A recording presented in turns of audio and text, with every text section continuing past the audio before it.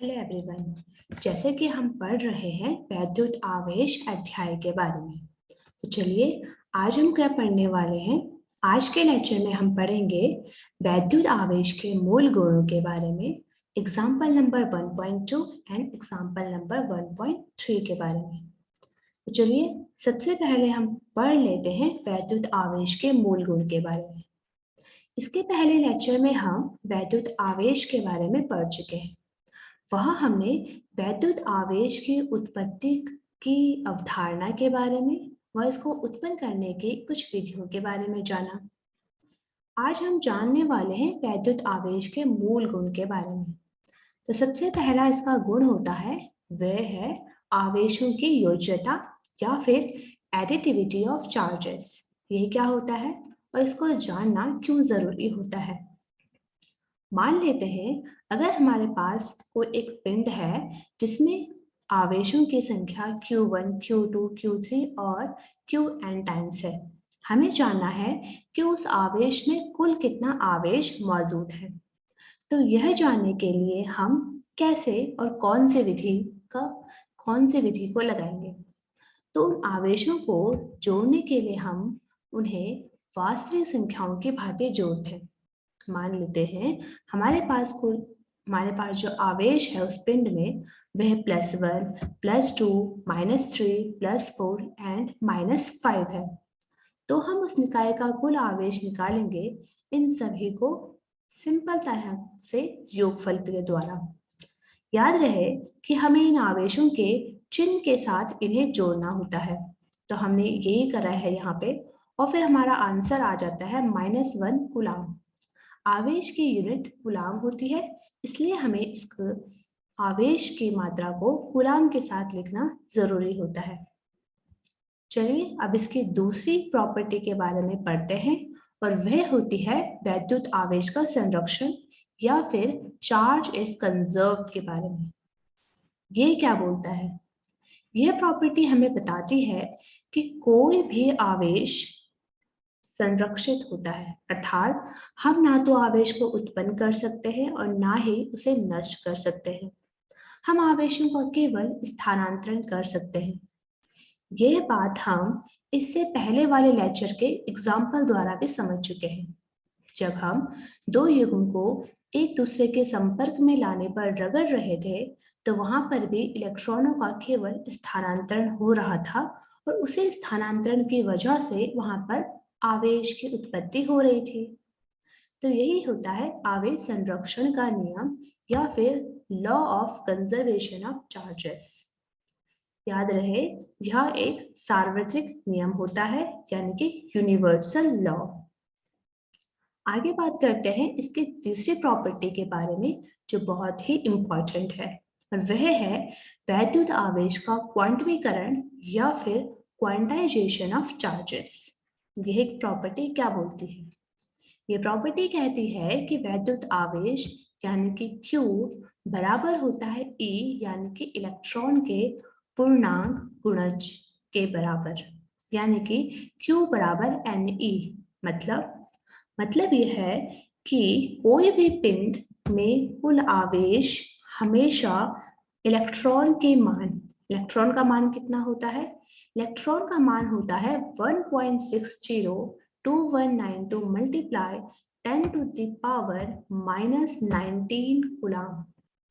तो आवेश का मान हमेशा इलेक्ट्रॉन के n टर्म्स के गुणनफल के बराबर होता है।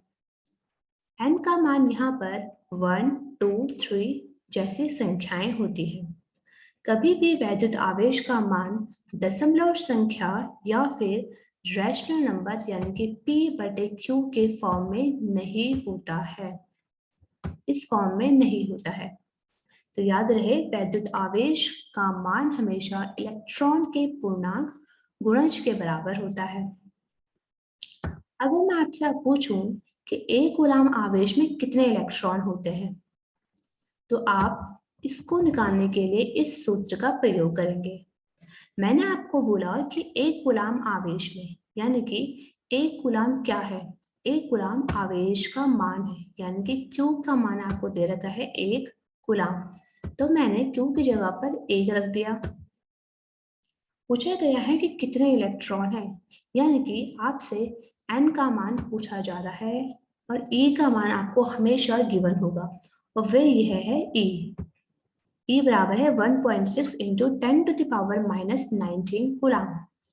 तो अब हम यहाँ से n का मान निकाल सकते हैं कि n बराबर हो जाएगा 1/E, यानी कि E का मान आप यहाँ से रखेंगे और जब आप इसको सॉल्व करेंगे तो हमारा आंसर आ जाएगा 6 इंटू 10⁻18 इलेक्ट्रॉन, यानी कि एक कूलम आवेश में 6 इंटू 10⁻18 इलेक्ट्रॉन होते हैं।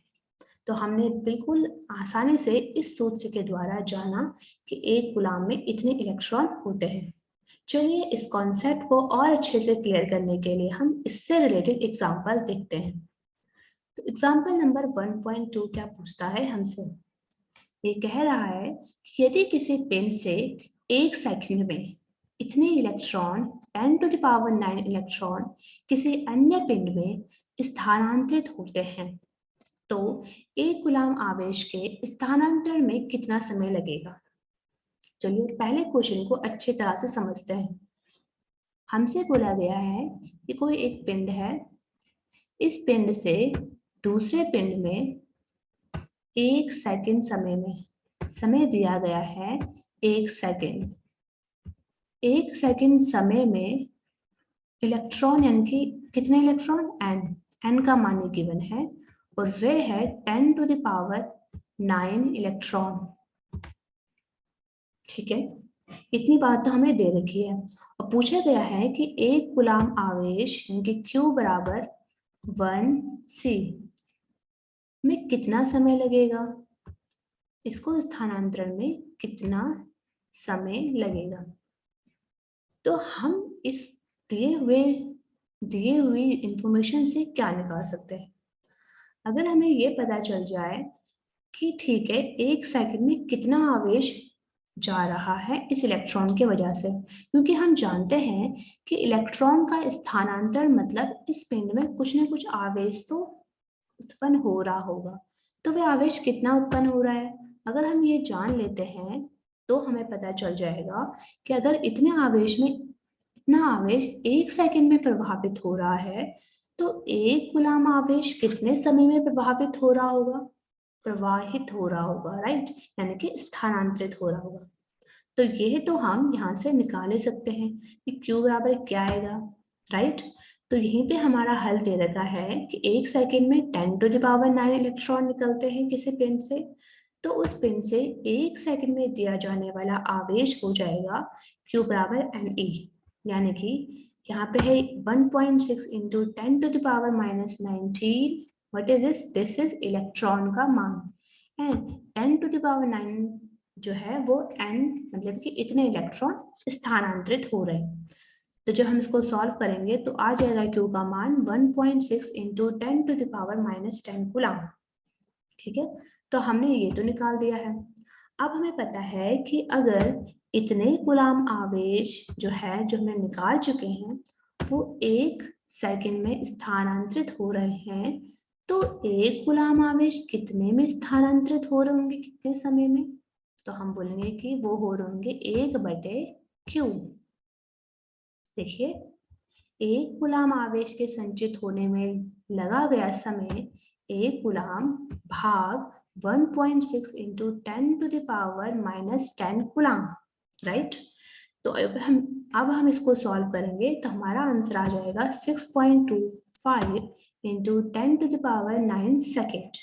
ठीक है, तो हम अपना आंसर यहाँ तक भी कर सकते हैं, लेकिन अगर हमें और क्लियर में आंसर चाहिए तो हम क्या करेंगे, हम इसको भाग दे देंगे 365 दिन, क्योंकि एक साल में टोटल 365 दिन, 24 गुणा 3600 से इसको हम इन सभी के गुणा से भाग दे देंगे। यह हम क्यों कर रहे हैं, ताकि हमारा आंसर वर्ड्स में आ जाए, इस सेकंड को हमारा आंसर पूरी तरह से क्लियर में आ जाए। तो जब हम इसको सॉल्व करेंगे तो हमारा आंसर आ जाएगा 198 वर्ड्स। यानी कि हमने जाना कि अगर किसी पिंड से 10⁹ इलेक्ट्रॉन प्रति सेकंड की दर से उत्सर्जित हो रहे हैं, तो उस पिंड में 1 कूलम आवेश संचित होने में लगा समय लगभग 200 वर्ष होगा। तो अगर हम व्यावहारिक रूप से देखें तो 1 कूलम आवेश कोई छोटी मोटी संख्या नहीं है, ये एक बहुत बड़ी संख्या है जिसे संचित होने में 200 वर्ष लग रहे हैं, राइट। तो चलिए अब हम नेक्स्ट करते हैं। अच्छा, तो एक ये बात भी जानना यहाँ पे महत्वपूर्ण है कि किसी पदार्थ के 1 घन सेंटीमीटर में कितने इलेक्ट्रॉन होते हैं। तो 1 सेंटीमीटर भुजा के तांबे के घन में लगभग 2.5 × 10⁻24 इलेक्ट्रॉन होते हैं, राइट। चलिए अब हम बात करते हैं अपने एग्जाम्पल नंबर 1.3 की। 1.3 एग्जाम्पल में पूछा गया है कि 1 कप जल में कितने धन तथा ऋण आवेश होते हैं, राइट। यानी कि 1 कप जल है।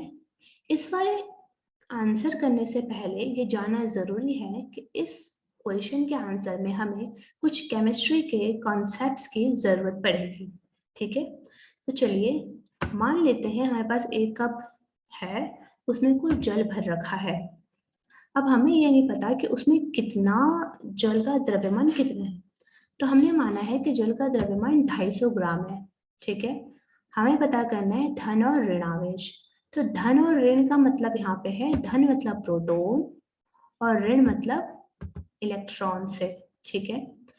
तो इस पर आवेश कितना होता है, हम ये जानते हैं कि एक प्रोटॉन पर आवेश होता है 1.6 × 10⁻⁻90, ठीक है, प्लस में, और इलेक्ट्रॉन पर वही मान नेगेटिव में आ जाता है।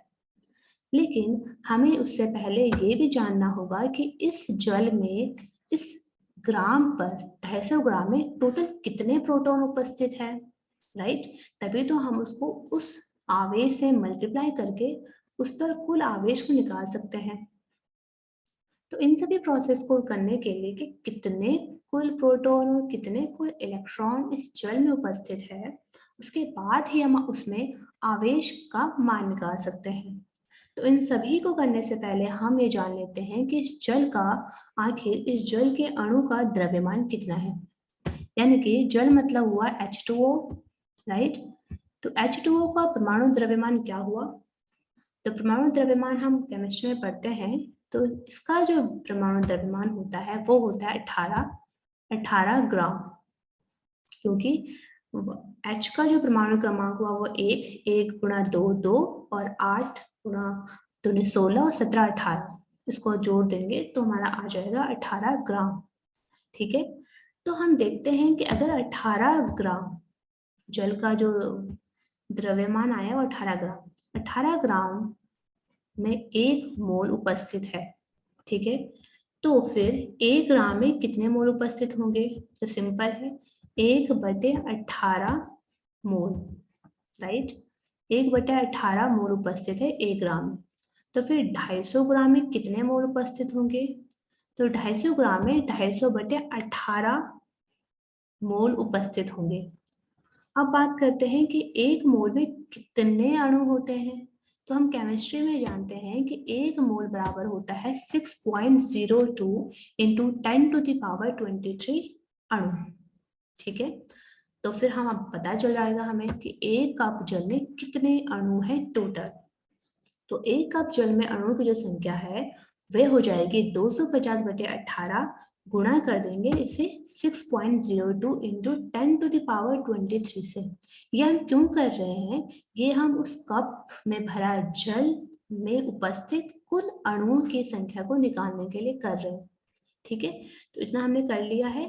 अब हम आगे देखते हैं कि हमें पता है कि जल में जो होते हैं प्रत्येक अणु में 2 हाइड्रोजन परमाणु हैं और 1 ऑक्सीजन परमाणु होगा, मतलब 10 इलेक्ट्रॉन 10 प्रोटॉन। कैसे, हम जानते हैं कि प्रोटॉन की संख्या निकालने के लिए क्या होता है, प्रोटॉन की संख्या बराबर होती है उसके परमाणु संख्या के।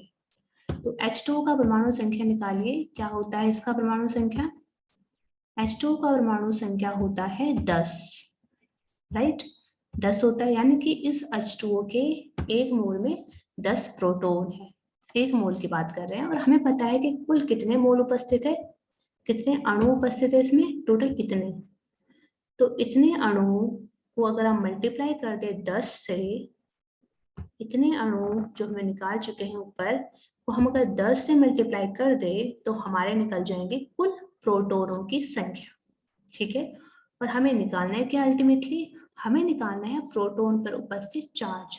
और हम जानते हैं कि एक प्रोटॉन पर जो चार्ज होता है वो होता है 1.6 इंटू 10⁻⁻19 कूलाम, राइट। कितना कूलाम आवेश इसमें होता है। तो इसलिए हम क्या कर रहे हैं, इसलिए हम यहाँ पर मल्टीप्लाई करा रहे हैं 1.6 इंटू 10⁻⁻19 कूलाम के इससे। तो इन सब के अगर मल्टीप्लाई हम कर दें तो हमारे पास आ जाएगा 1.34 इंटू 10⁻7 कूलाम का आवेश। यानी कि, और हमें पूछा गया था कि धन और ऋण आवेश कितने होते हैं, लेकिन ये जानना भी इम्पोर्टेंट है कि उस जल के अणु में उतने ही प्रोटॉन उपस्थित होते हैं, उतने ही इलेक्ट्रॉन। तो फिर मतलब कि इतना ही उसमें धन है, उतना ही ऋण आवेश उपस्थित होता है। ठीक है, तो हमने इससे ये कर लिया है। तो आज के लिए इतना ही। अब हम पढ़ते हैं, अब हम जान लेते हैं रिव्यू के बारे में। हमने इस लेक्चर में क्या क्या इंपॉर्टेंट बातें पढ़ी। तो हमने जाना कि आवेशों को हम सामान्य गणितीय विधि द्वारा जोड़ते हैं। आवेश को केवल स्थानांतरण होता है और आवेश का जो मान होता है वो इलेक्ट्रॉनों के पूर्णांक गुणज के बराबर होता है। और इलेक्ट्रॉनों का स्थानांतरण से आवेश की उत्पत्ति होती है। ये हमने एग्जाम्पल नंबर 1.2 से समझा। एक गुलाम आवेश एक बहुत बड़ा मात्रा में आवेश होता है। धनावेश मतलब प्रोटॉन और ऋणावेश मतलब इलेक्ट्रॉन। जो हमने एग्जाम्पल नंबर 1.3 करा था उसकी कुछ आवश्यक शर्तें थी कि आपको परमाणु द्रव्यमान और परमाणु संख्या के बारे में जानकारी होना आवश्यक है। उसके साथ ही आपको कुछ मोल और अणु संख्या के बारे में भी जानकारी होनी जरूरी है। तो ये थी आज के बारे में, और नेक्स्ट क्लास में हम पढ़ेंगे कूलाम नियम के बारे में और एग्जाम्पल नंबर 1.5 के बारे में। So thank you.